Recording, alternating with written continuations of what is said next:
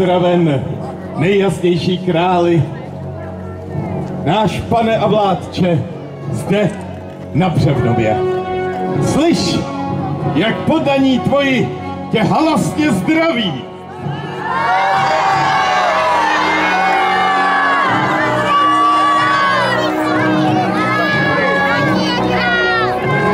Vždyť ty s pravým požehnáním pro tuto zemi. Hrady rozbořené nechal si opravit, cesty zemské hlídat. V Praze přes naší matku řek nechal si vésti kamenný most. A taktéž naší slovutnou alma mater, univerzitu, která tvé jméno nese, nechal si milostivě založit. Je snad ještě něco, milostivý králi, co bys chtěl svým věrným vzkázat v tento krásný den?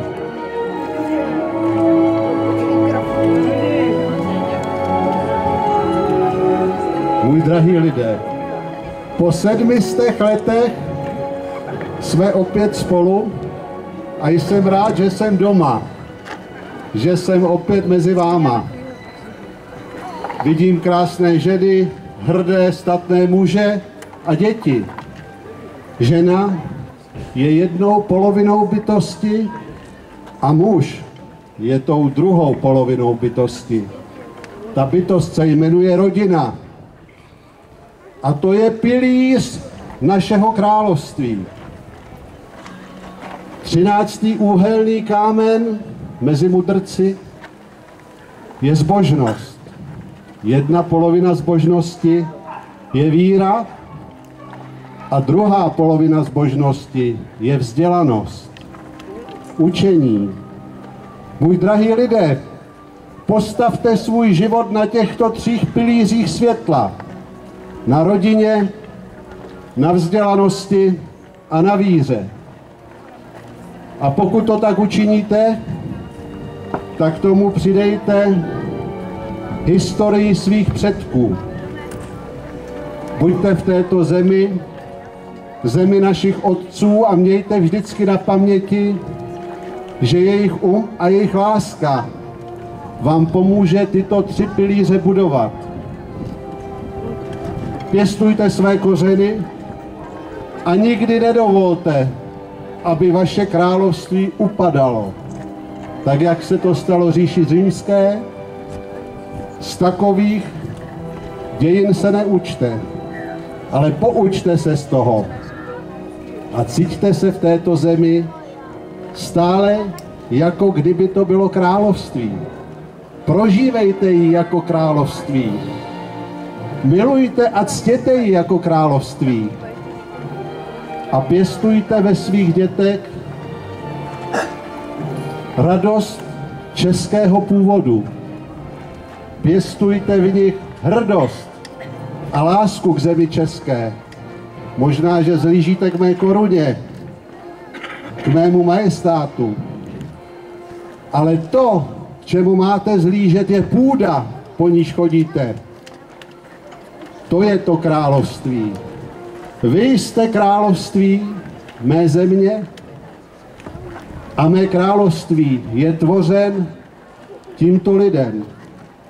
Na to nikdy žádný panovník nesmí zapomenout a proto přeji všem, co dnes řídí tuto zem, aby ji vnímali a cítili také jako království. Jehož koruna a sůl jsou lid této země. A chleba a plášť, to je hrdost Čechů, to je soudržnost a pospolitost tohoto národa. Vraťte se ke svým kořenům a nikdy je neopuste, protože tento ráj na zemi, ten je nám dán světlem samotného zdroje, světlem, který je ve vašich srdcích, a to světlo pokrývá celou českou zem a tento národ. Můj drahý lidé, Jsem rád, že toto světlo dneska září na nás všechny a bude zářit dalších 700 let. Pokud, a na to dbám z vůle svého majestátu, zažehnete toto světlo v sobě a v srdci vašich dětí, kořeny svých předků, lásku k zemi, lásku k sobě, soudržnost a pospolitost, tak tu zemi předáte svým dětem a žádný cizí národ vám ji neukradne. Můj drahý lidé, zahajeme slavnost a bavme se a těšme jsme.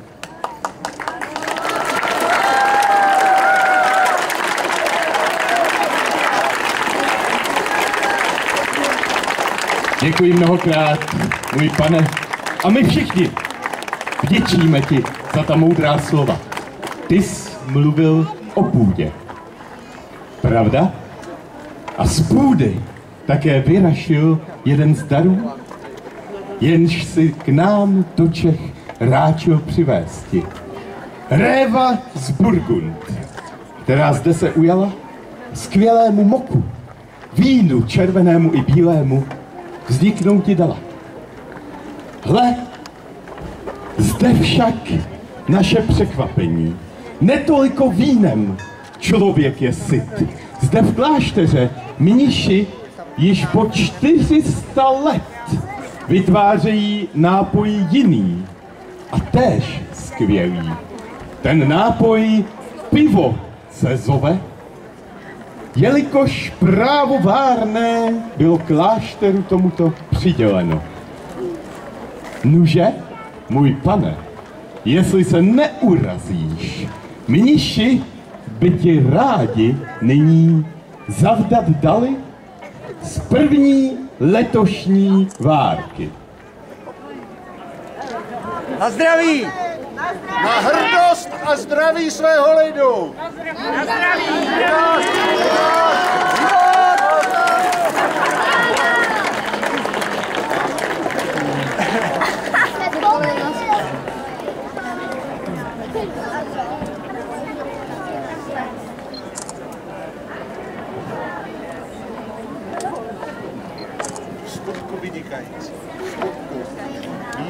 Skutku vynikající nápoj vařil místní sládek tohoto dvora, odměním ho posléze. Budeme vděční.